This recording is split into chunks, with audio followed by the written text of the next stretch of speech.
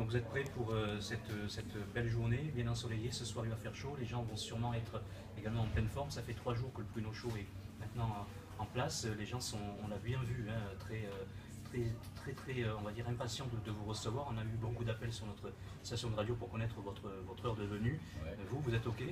Moi, j'ai aucun problème, j'arrive, le contact avec les gens est formidable. Il fait peut-être un peu chaud, mais on ne va pas se plaindre. Imaginez qu'aujourd'hui on est de la neige, ça serait pas bien.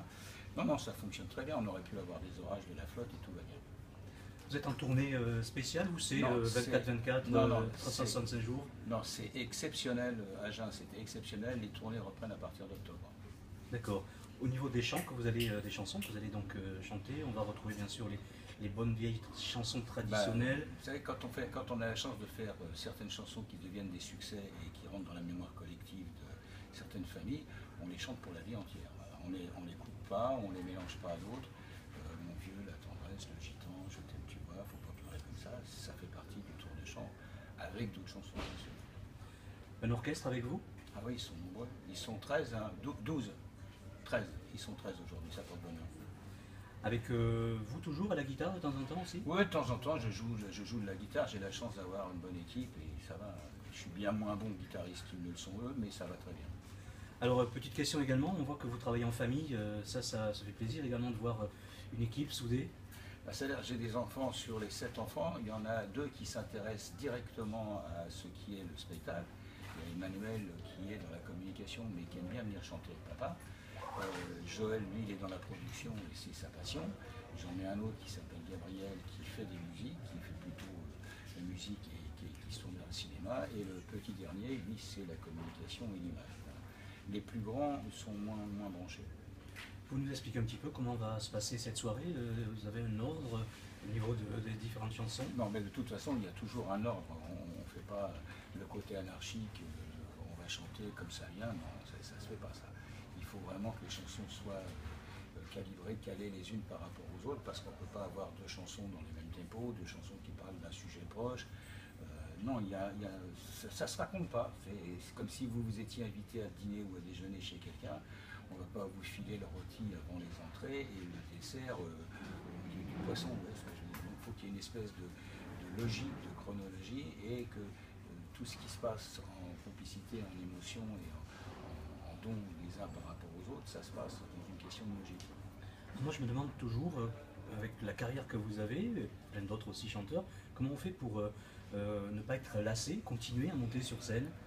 Non, mais je ne suis pas lassé, mais il m'est arrivé en un peu plus de 40 ans de dire ça me gonfle, j'arrête. Voilà. Donc ça m'est arrivé de m'arrêter, oui, 2 fois sérieusement, parce que je n'avais plus envie d'aller chanter.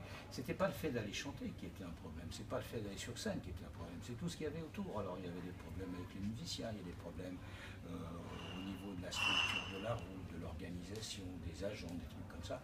Quand vous avez un ensemble de choses absolument désagréables, vous éliminez le problème une fois pour toutes. Comment vous expliquez votre intemporalité? Parce que c'est vrai que moi je vous ai connu par rapport à ma famille. Quand vous étiez petite, oui. Non, pardon, j'étais pas si petite que ça. Oui. Mais je suis toujours surprise de voir qu'en fait il y a des jeunes qui connaissent vos titres par cœur. Comment vous expliquez votre longévité et surtout cette transmission-là? Ce problème est simple, vous avez des chansons, il y a toujours eu, malheureusement il y a moins de chanteurs et de chanteuses aujourd'hui qu'il n'y en avait il y a 20, 30 ou 40 ans. Et quand vous faites une chanson qui plaît au public, c'est plutôt pas mal. Si vous n'êtes pas trop nul au niveau des interviews, c'est plutôt pas mal. Et si dans votre façon d'être, vous accrochez humainement, s'il y a une 2e chanson, une 3e chanson, une 4e chanson, petit à petit vous vous installez dans ce qu'on appelle le début de la mémoire collective d'une ou 2 personnes d'une famille. Et si vous avez la chance de faire une chanson comme Mon vieux ou La tendresse, à partir de ce moment-là, les chansons ne vous appartiennent plus du tout. Elles appartiennent à des gens qui vieillissent en même temps que vous et qui ont des enfants et puis des petits-enfants. Et si ce que vous faites, ils aiment bien, eh ben, ils font supporter à leur progéniture les chansons. Des fois c'est bien, des fois ça gonfle. Petite question qui doit sûrement revenir à chaque fois. Je vais vous parler de votre camping-car. Vous avez fait un reportage une fois, oui. Ça doit vous coller à chaque fois maintenant. Non, mais c'est pas du tout. C'est pas un problème. Moi, j'ai d'ailleurs le nouveau camping-car, je l'ai là depuis 15 jours. On ne serait pas rentré, hein, je vous le dis tout de suite. Là, pour venir chanter aujourd'hui, on n'aurait pas pu rentrer. Mais c'est un camping-car, c'est un truc allemand qui s'appelle Nisman, qui fait 7 tonnes et demie. Donc je crois qu'on n'était pas dans les autorisations, et en largeur et en longueur, on n'aurait pas pu manœuvrer dans les rues. Mais il fait presque 10 mètres de long, il fait 7 tonnes et demie. C'est une petite maison qui roule. Hein. Vous m'expliquez le déclic, pourquoi un jour, boum? Le déclic, vous me posiez une question tout à l'heure qui était relative à la lassitude. Quand vous partez en spectacle et que vous allez, par exemple aujourd'hui je suis venu avec 4 guitares, avec les pieds de guitare, avec tout ce qui va avec toute la structure, avec mes costumes de scène, avec mes habits, parce que je vais me changer. Donc quand vous avez un ensemble de choses, il faut un immense coffre, déjà pour tout mettre. Et quand vous arrivez à la salle de spectacle, comme aujourd'hui, là, la ville est bien, parce que c'est carré, il y a des barrières, des sécurités, mais il y a plein d'endroits où vous laissez votre voiture dehors, vous ne laissez rien dedans. Donc vous mettez tout dans la loge. Vous faites le chanteur, et il est minuit, quand vous avez fini, vous remettez tout dans la voiture. Puis vous allez à l'hôtel et vous remettez tout dans la chambre d'hôtel. Et le lendemain matin, 9h, vous mettez tout dans la voiture. Imaginez, vous faites le manut, c'est sympa, mais 4 guitares, plus de valises, plus de tout le matériel, plus les vêtements, plus le reste. Un jour, j'en ai eu vraiment marre et j'ai eu un coup de foudre pour un camping-car plus petit que celui que j'ai. Je me suis dit, ça ne doit pas être mal d'avoir tout dedans et ça me sert de loge. Parce qu'il faut aussi qu'on prenne en compte, il n'y a pas que le problème des affaires, des vêtements, des guitares, mais il y a aussi le nombre de salles en France où vous avez des loges limites, où il y a ni toilette, il n'y a rien. Enfin bon, les salles de spectacle sont quelquefois très bien, mais les coulisses sont vraiment pas terribles. Donc quand vous avez envie de résoudre le problème, eh ben, vous êtes dans votre maison, moi c'est ma loge, voilà, je vis dedans. Gérard Lanvin, il a le même gabarit de camping-car que moi, ça lui sert de loge dans ses tournages. Ça tombe bien, vous parlez de Gérard Lanvin, c'est ma question suivante.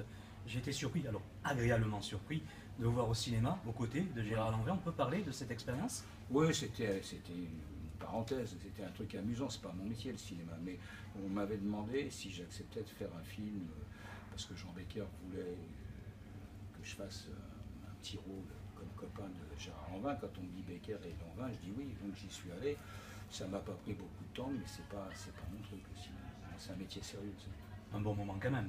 Ah oui, oui, je me suis bien marré, oui, les personnages sont intéressants, les équipes de cinéma, c'est bien, mais fondamentalement, ça ne change pas de la télévision. Vous savez, quand vous êtes sur un plateau de télé et qu'il y a 3 ou 4 caméras, vous avez un réalisateur, vous avez des gens aux lumières, des gens au son, il y a 50 personnes qui sont là, et on dit on répète, on répète, on répète, silence, on tourne. Ben, ça revient au même que le cinéma. Hein. Sauf qu'au lieu que ça dure des semaines, ça dure 4 minutes. Je voudrais revenir sur le concert de ce soir. Donc vous avez vous interprétez des nouvelles chansons. Je voudrais savoir comment le public accueille ces nouveaux titres. Est-ce que vous sentez... Vous savez que la question que vous posez est sympathique, mais c'est à eux qu'il faut le demander, c'est pas à moi. Vous avez des retours? Oui, enfin, oui, vous avez des échanges après oui, les concerts avec eux? Quelquefois, mais c'est plutôt au spectateur qu'il faut poser la question. Moi, je fais mes chansons parce que j'ai envie de les faire, c'est tout. Et puis quand je m'aperçois que je les fais mal, eh ben, je les chante plus. Je passe à autre chose. J'ai envie de vous parler de la chanson de Mon Vieux, qui moi, à chaque fois que je l'entends, c'est clair, les yeux brillent.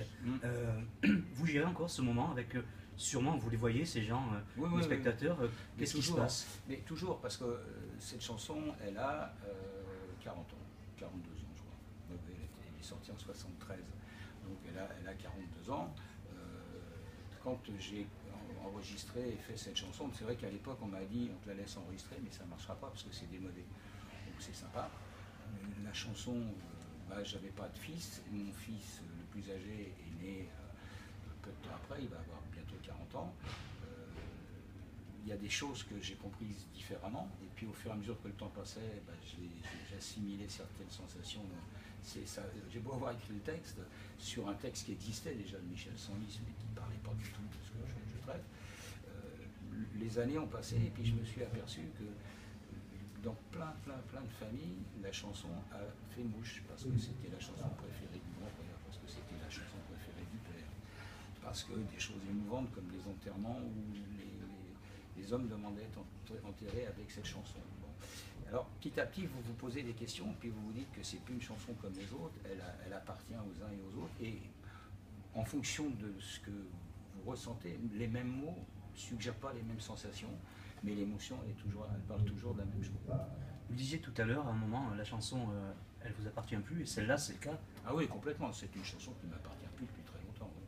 Je la chante, je suis très content, mais quand d'autres gens chante, je suis content. Il m'est même arrivé souvent ces derniers temps de la rechanter avec le public. Et quand vous avez un public entier qui se met à chanter la chanson, moi je fredonne à peine.